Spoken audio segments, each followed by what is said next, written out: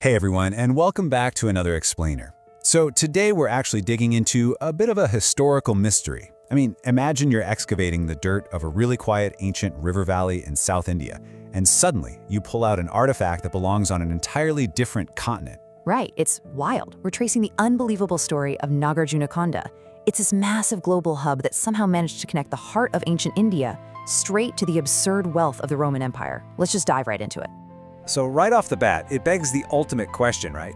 How on earth does Roman gold end up buried in a South Indian river valley? Because guys, that is exactly what happened here.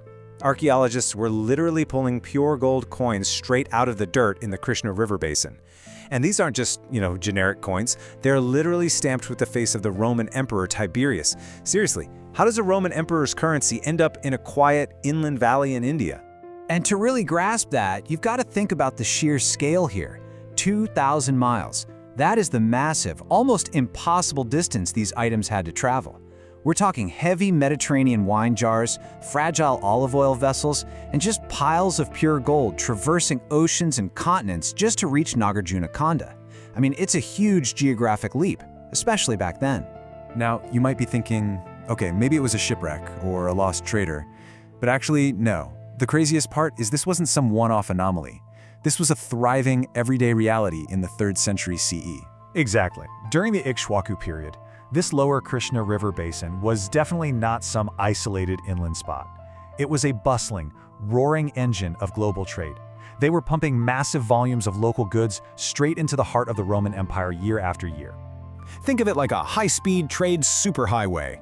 The Ikshvakus would load up these river barges with local goods and float them straight down the Krishna River out to massive port cities on the Bay of Bengal. From there, these merchant fleets would catch the monsoon winds, which is genius, by the way, to speed across the Indian Ocean and the Red Sea, eventually dropping those goods right into bustling Mediterranean markets. So what exactly was on those barges leaving India? We are talking about the ultimate luxury commodities of the ancient world. Incredibly fine, highly sought-after textiles, really durable, beautiful hardwoods, aromatic spices, and just dazzling semi-precious stones. All of this was constantly being packed up and shipped out to catch those monsoon winds. It's just a completely striking exchange when you look at it. On one hand, you've got all these raw, beautifully crafted goods leaving India, the textiles and spices. Right, and in exchange, flowing right back is the sheer immense wealth of Rome. They're getting pure gold aurei, top-tier luxury wine, and that classic Mediterranean olive oil. It's this incredible trade-off, local Indian craftsmanship for the ultimate Roman status symbols. But okay, let's look at how we know this for sure, because this isn't just guesswork or historical theory. We have astounding archaeological proof. The actual physical evidence left behind in the dirt at Nagarjunakonda gives us a crystal-clear picture of just how massive and established this network really was. Exactly. The archaeologists didn't just stumble on some unidentifiable melted gold. They uncovered pristine Roman aurei, gold coins, bearing the very specific faces of prominent rulers. We're talking Emperor Tiberius, Emperor Hadrian, Empress Faustina. Literally, the faces of the Roman elite were actively circulating in the local Indian economy to pay for all those luxury exports. And you can actually see the cultural impact of this foreign wealth locally, perfectly captured by these things called terracotta bullae. Basically, local Indian artisans were so totally fascinated by this influx of Roman gold that they started pressing clay directly into the coins to make these pendant medallions.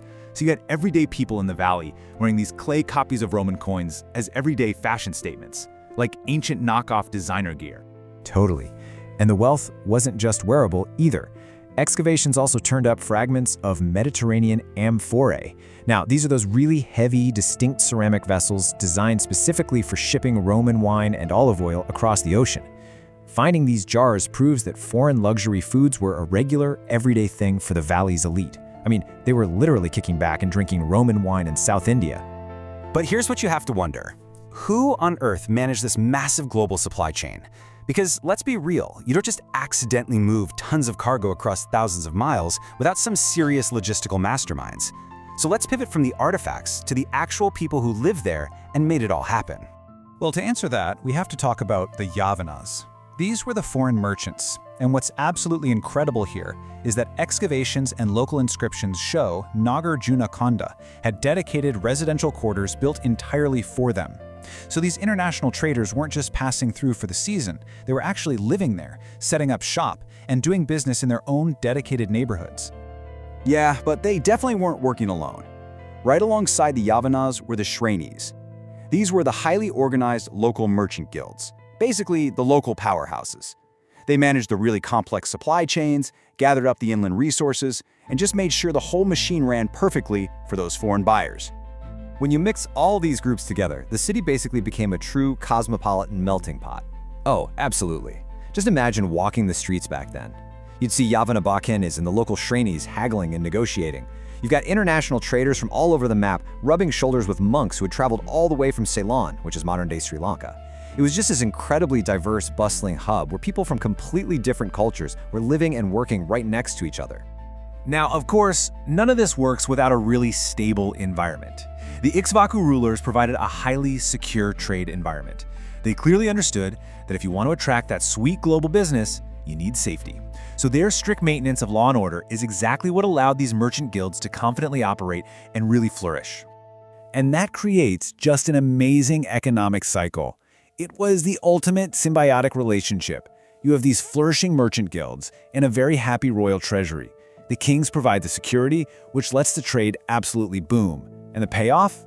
All those taxes and tariffs on that booming trade bring a steady, seemingly endless stream of foreign Roman gold straight back into the royal coffers. A win-win. Which kind of leads us to zoom out for a second. So what does all this tell us about ancient history? We've seen the gold, we've talked about the wine, the crazy trade routes, and the diverse neighborhoods. But what's the big picture takeaway from the massive wealth of this one single river valley? The big takeaway is that ancient India was a truly vital, fully integrated node in global commerce. Centuries before modern telecommunications, way before modern shipping lanes even existed, this region was already deeply plugged into the world's most lucrative trade networks. The ancient world was just vastly more connected and sophisticated than we usually give it credit for. It really brings us to the perfect conclusion.